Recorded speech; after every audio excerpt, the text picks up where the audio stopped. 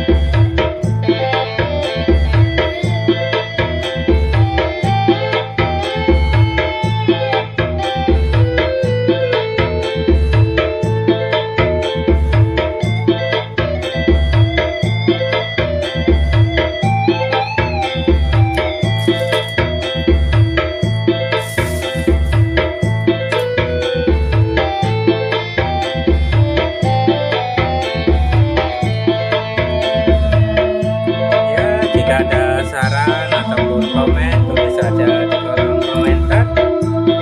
Jika ada kesalahan ataupun kekurangannya dalam pembuatan video ini ataupun menerangkannya, kami Poniman Elektronik mohon maaf.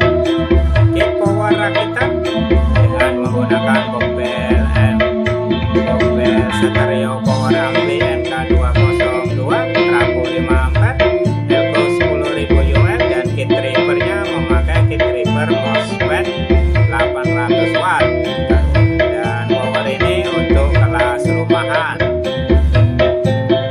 Trigger MOSFET 2x400 watt, suaranya mantap, harga bersahabat. Pokoknya mantap bosku, mantap suaranya,